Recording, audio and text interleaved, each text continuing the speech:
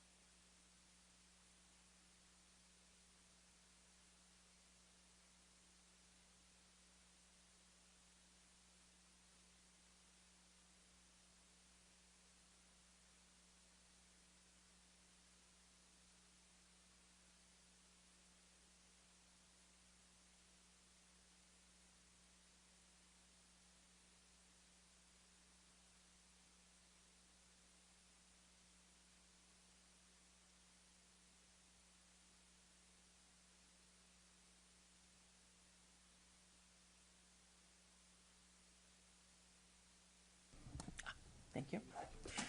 Testing? Good? Great.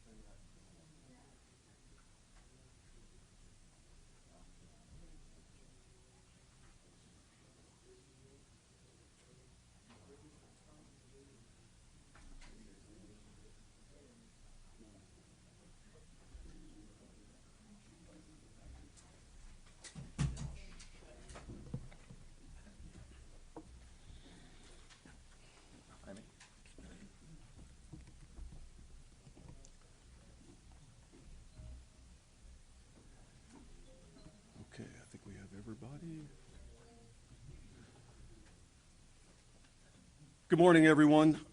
My name is Akil Davis, Assistant Director in Charge of FBI Los Angeles. I'm going to announce our speakers in order. It will be First Assistant United States Attorney Bill Asaley, myself, then Chief of Police Jim McDonald, Sheriff Robert Luna, and then Chief of Police for Palm Springs Police Department. So without further, I'm going to turn over to the United States Attorney. Thank you. Thank you. Good morning, everyone. I'm Bill Asaley. I'm the head of the U.S. Attorney's Office for the Central District of California.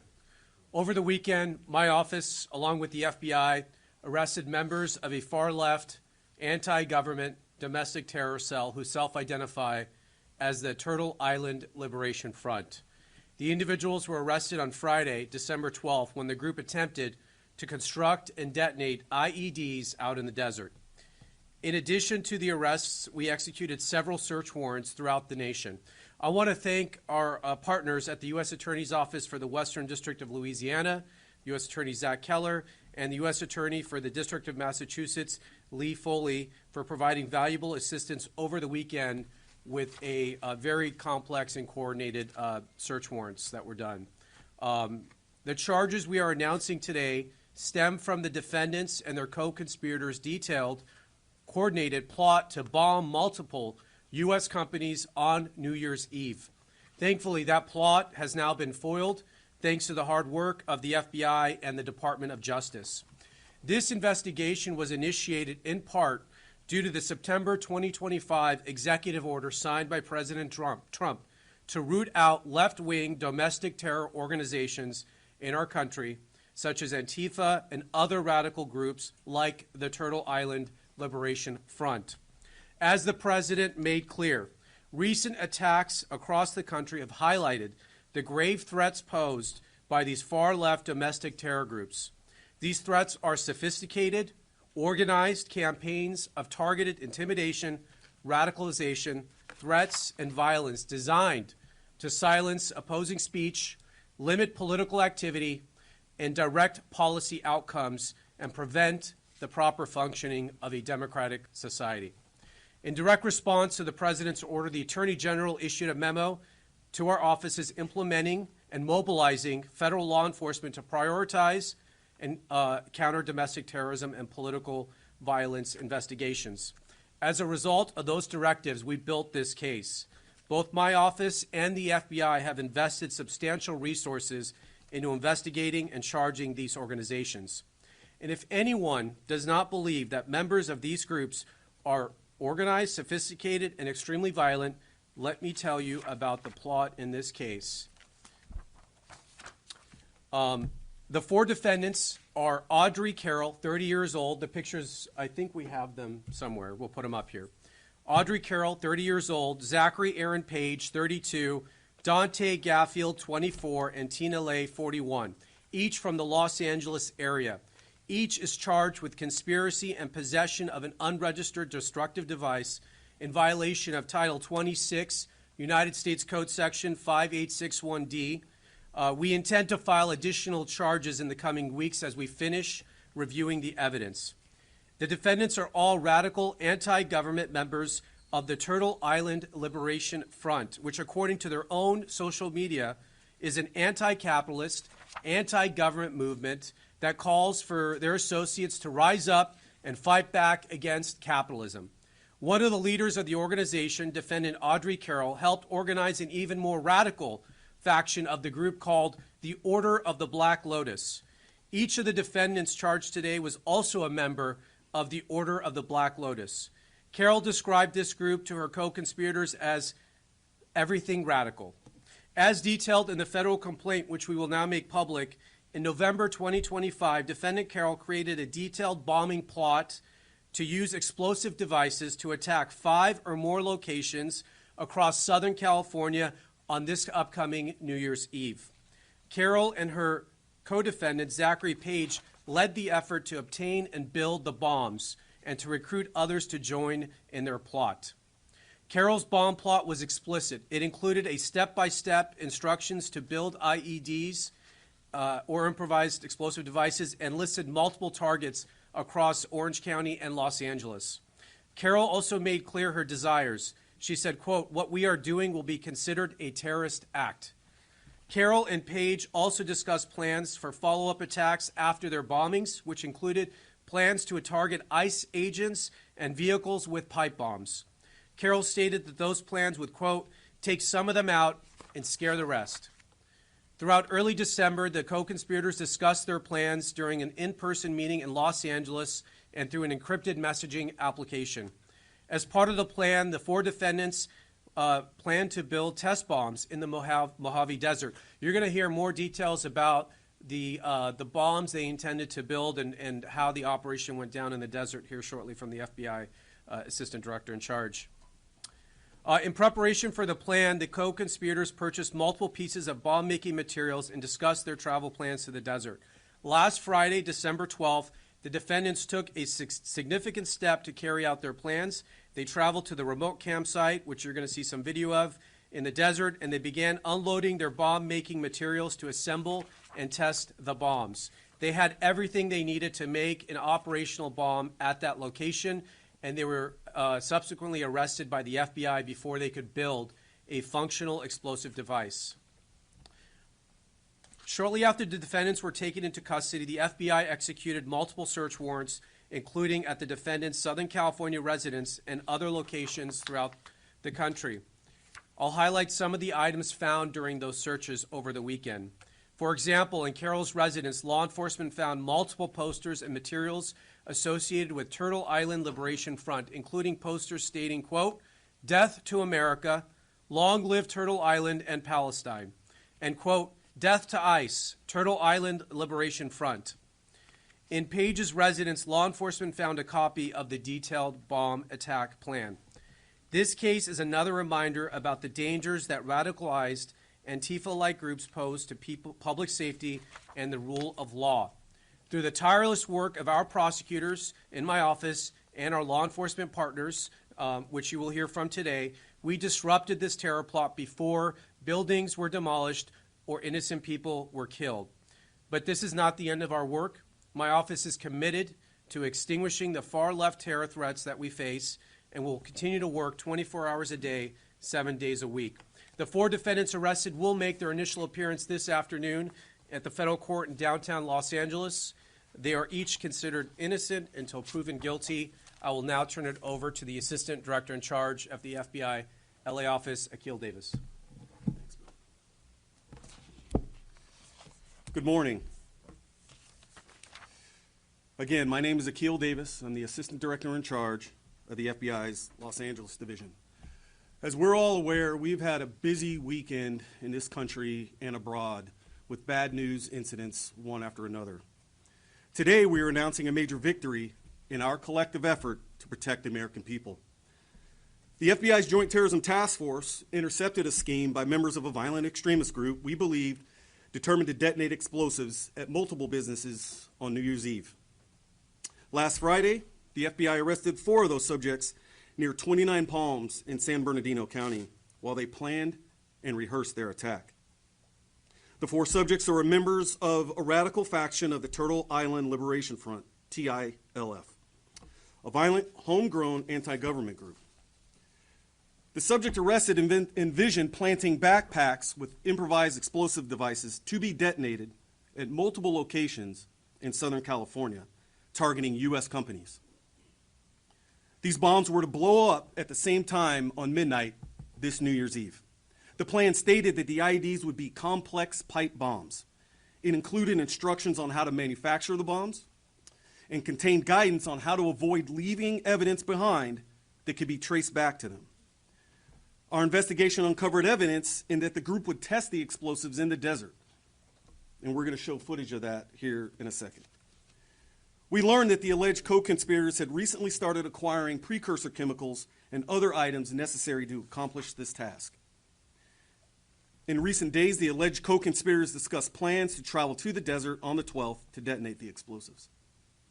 Knowing this, the FBI's JTTF and the FBI Los Angeles field office staged multiple SWAT teams, special agent bomb technicians, our evidence response team, along with the FBI's elite hostage rescue team in the desert to disrupt this plan before any harm could occur.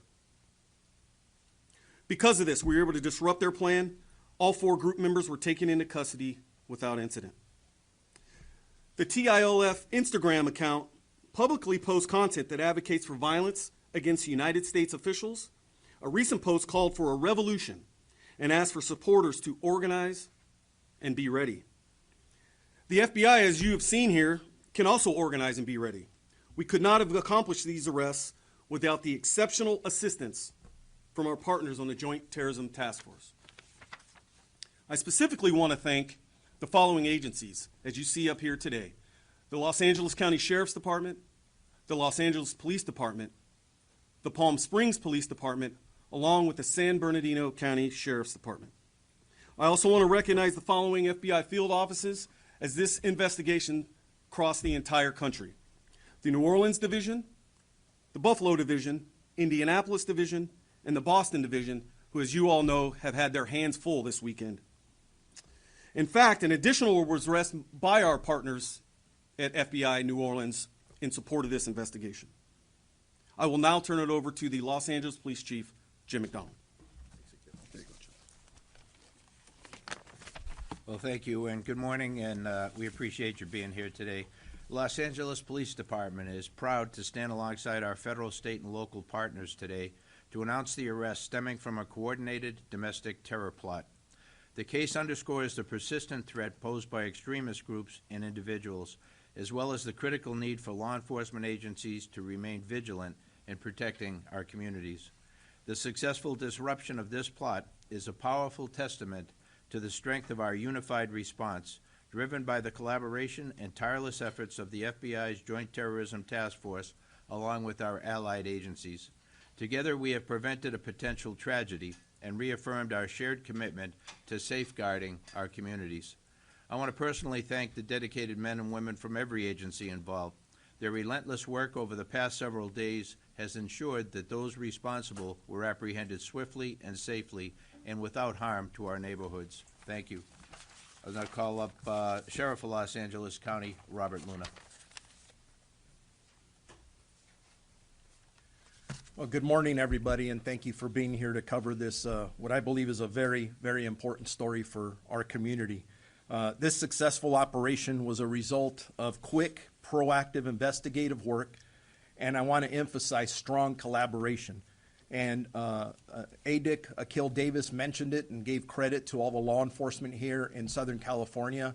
It is better here, it always has been, than anywhere else in the country, and we're very proud to be part of the Joint Terrorism Task Force. For us at the Sheriff's Department, we've been part of it since after 9/11.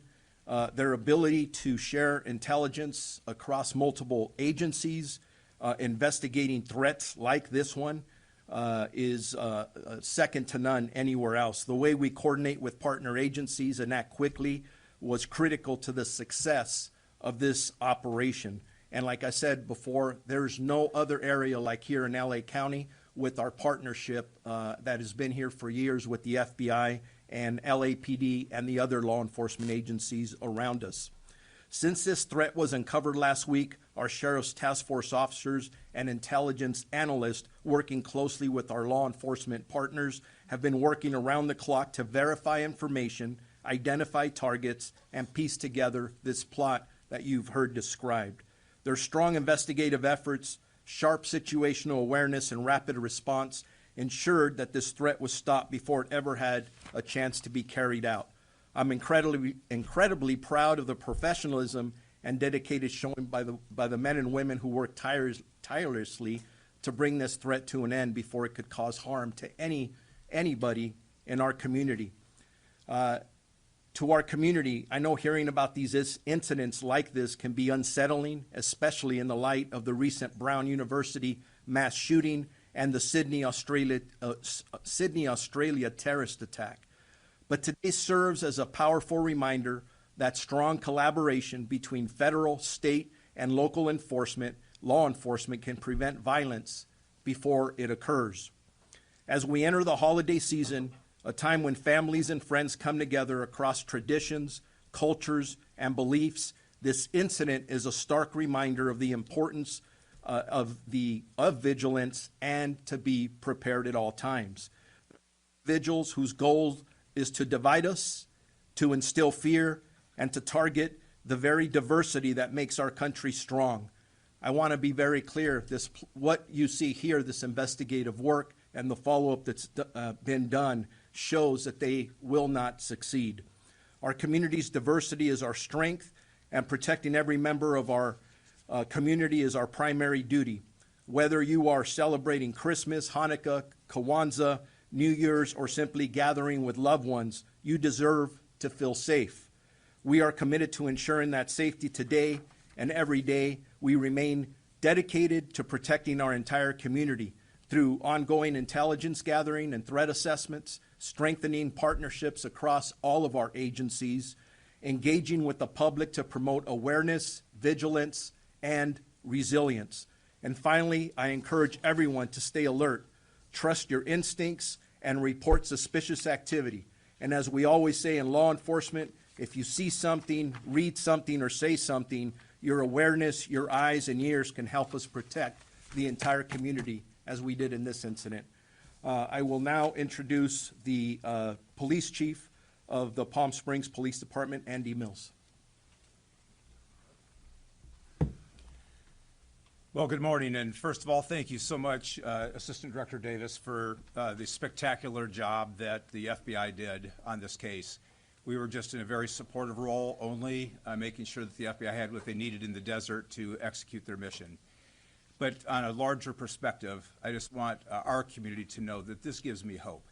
It gives me hope because of the unified effort of all of law enforcement, from the Sheriff's Office to LAPD, San Bernardino Sheriffs, and the FBI working together to make sure that people like this are removed from the community so they can be prosecuted by the U.S. Attorney's Office, to make sure that all of us can live in peace. And this is what our mission is to make sure that there's hope in all of our communities. So thank you very much for the spectacular job that the A-team showed up and did. Yeah, I just want to reiterate that.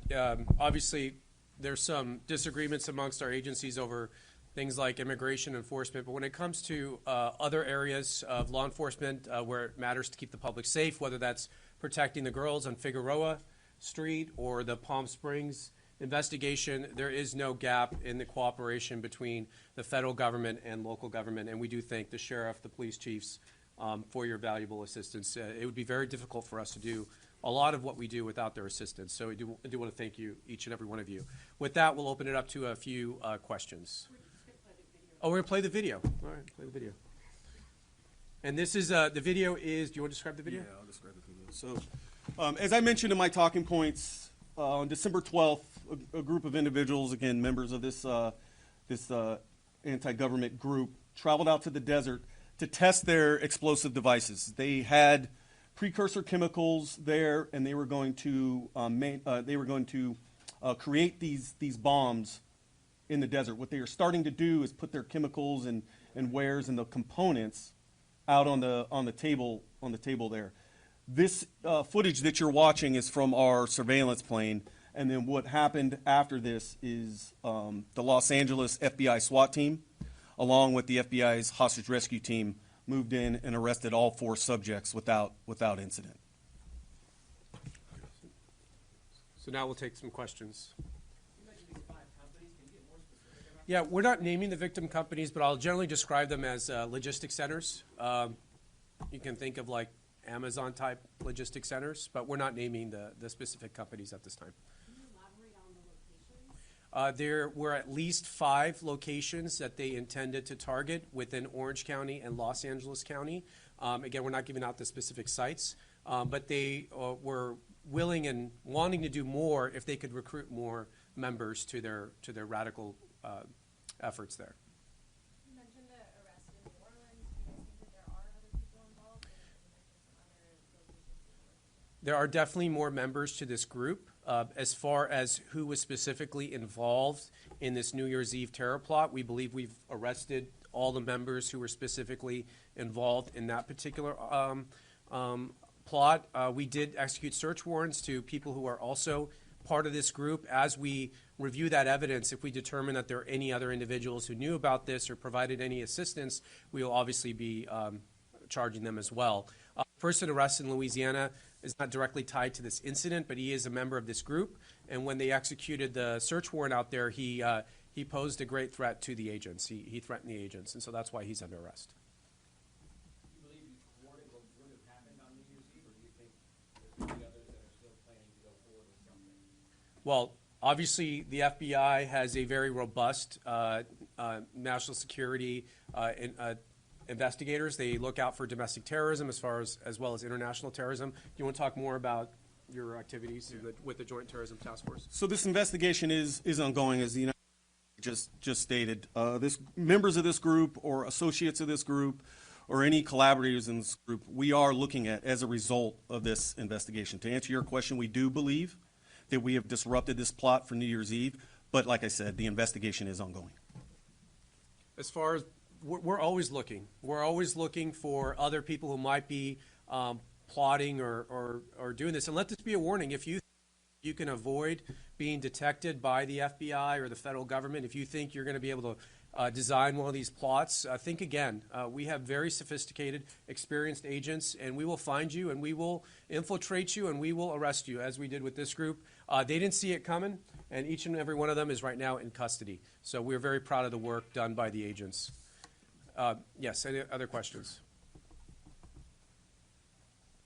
The names are done, the operations are done. What's the relationship? The name of the operation. Yeah, just the name. It's just a name. Looks like one of the names is missing from the people who were arrested. Are you able to talk about it? Yeah, why is that name off? I think that was a... That's Page. Zachary Aaron Page, 32. Okay. Any other questions? Yeah, if they want to. Did you want it? Sure. Yeah, go ahead. Good morning, everybody. It's Captain Mike Land from Media Relations Division. As I discussed earlier with you guys, the chief has agreed to give you an update on the tragedy at the Reiner family home. Just understand this is based on some updates of the tireless work of our investigators from last night and through tonight. We're still at the very early stages of this investigation, but again, Chief's prepared to answer any questions and give you a brief update. Thank you. No, thank you. Thank you, Captain Bland. As he said, the information at this stage is still limited, but I'll share what we can. First of all, our hearts go out to the family and friends of the Reiners, a tragic incident. Yesterday at December 14th, about 3:40 in the afternoon, LAPD responded to a residence, the residence of Rob and Michelle Reiner, located in West Los Angeles Division. At that location, they found two deceased adults, a male and a female. Through the night, working with the coroner's office, they were able to identify them definitively as Rob and Michelle Reiner. We have our robbery homicide division handling the investigation. They worked throughout the night on this case and were able to take into custody Nick Reiner, a suspect in this case. He was subsequently booked for murder and is being held on $4 million bail. Pretty much that's what I can share at this point, but again, a very, very tragic incident. Can you talk about, I know Deputy Hamilton talked about the search warrant, how important that was because of something inside. Can you talk about where that played a role in this or what you guys needed in order to gain access? Yeah, you know, we use search warrants to be able to further our investigation, as you know, on all of these cases. I wouldn't be in a position to talk specifically about what the object of the search warrant was, but it's a critical piece of our investigations to be able to ensure down the road a prosecution. Thank you all very much.